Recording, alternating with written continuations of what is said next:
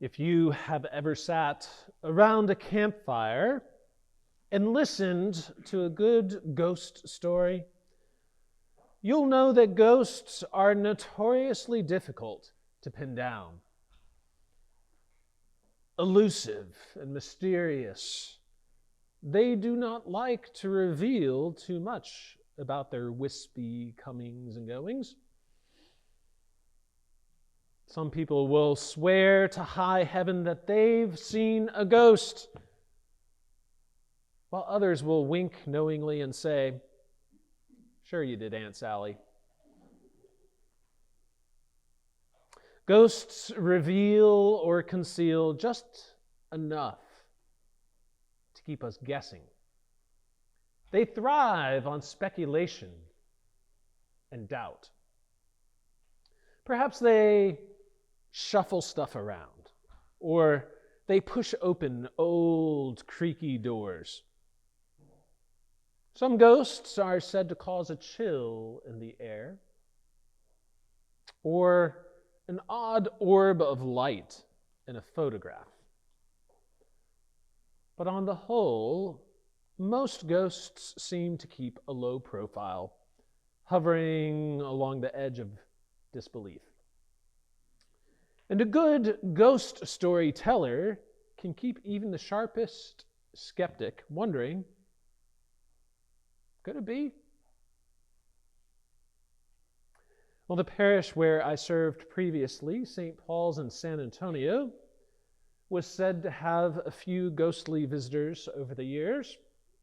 It always made me wonder when I was locking up at night and turning the lights off. Well, founded in the 1800s, at a time when young soldiers at Fort Sam Houston still had to contend with Native Americans who weren't so keen on having to give up their land, the infamous Apache chief, Geronimo, was kept prisoner just across the street from St. Paul's. Longtime parishioners there told me a few ghost stories about a mysterious bugler sitting in the pews late at night. There were stories all over Fort Sam Houston and the Alamo and other parts of Old Town San Antonio swarming with spooky spirits. These ghost stories were all about mystery, shadow, and doubt. But what we have here in our gospel story today seems to be just the opposite of a ghost story. Yes, Jesus is sometimes recognizable and sometimes not. And yes, Jesus can pop up behind locked doors. But this Jesus can also be embraced and touched.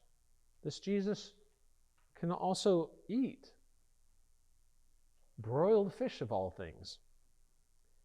This Jesus can explain the scriptures and open their minds, speak peace to his terrified disciples. By revealing his wounds, he does so not to threaten them, but he heals much of their doubt and their fear. Unlike a ghost story, their fear and their terror is not drummed up to a fever pitch. Rather, their fear and their terror is dissipated as Jesus once again breaks bread with them, eats fish, and abides with his disciples around that table where he had eaten with them so many times before.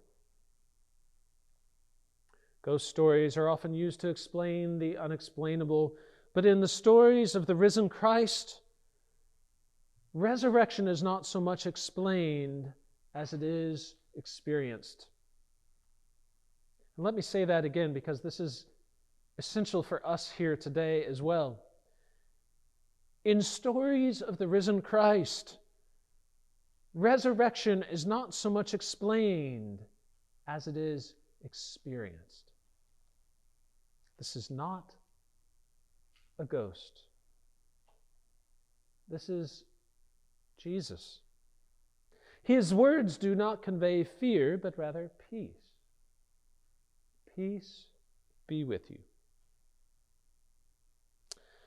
A friend and colleague, the Reverend Evan Garner, has pointed out that grammatically speaking, this statement, peace be with you, is an interesting way of conveying the Lord's peace.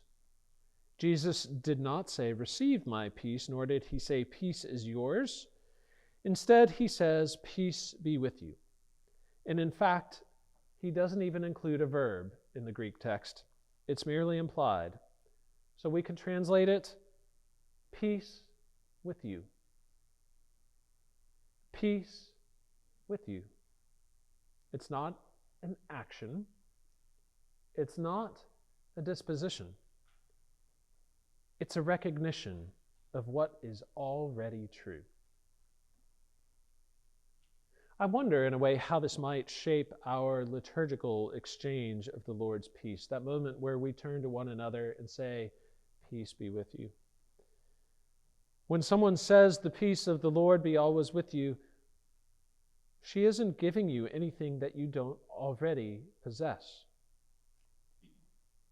What they're really saying is, the peace of the Lord always with you. It's not a granting of peace, it's an invitation to recognize it.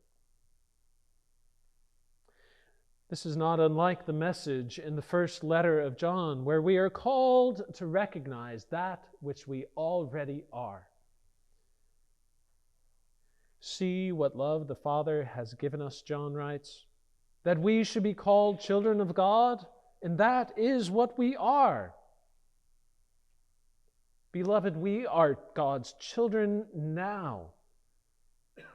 What we will be has not yet been revealed, but what we do know is this. When he is revealed, we will be like him, for we will see him as he is. This peace that we encounter, this recognition of one another as children of God, is not making us something that we're not. It's having the eyes of faith to be able to look into someone's eyes, see the peace, to see God in God's child. Peace with you, child of God you are. Recently, I came across a wonderful Zen parable that is as short as it is powerful.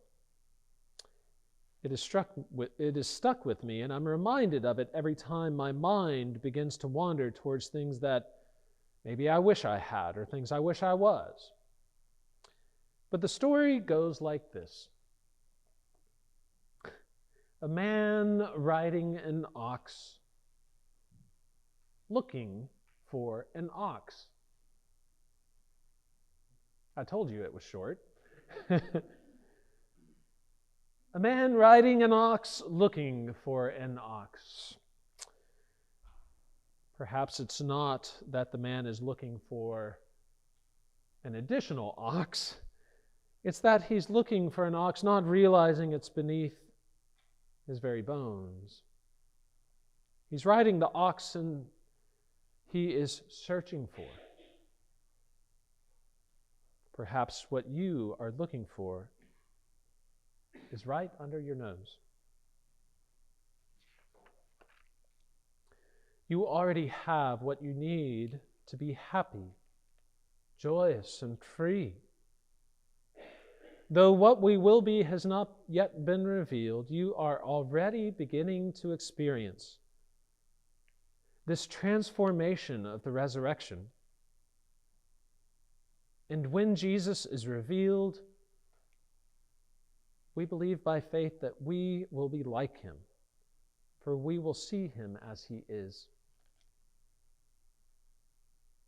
The disciples, understandably, can hardly believe their eyes, and they find it easier to believe in ghosts than to believe that Jesus is there among them. But this is not a ghost story. This is incredibly, unbelievably, joyously a flesh and blood human being, fully alive, that God has revealed the glory of God. And when we perceive Jesus for who he really is, we begin to experience that very same transformation for ourselves. Peace be with you, child of God you are. Jesus says these words to the disciples, peace be with you. And sometimes he has to say it multiple times. He's not giving them extra peace. He's urging them to see the peace that they have been given. And it's the peace he has given to us as well. Let us bid one another recognize it.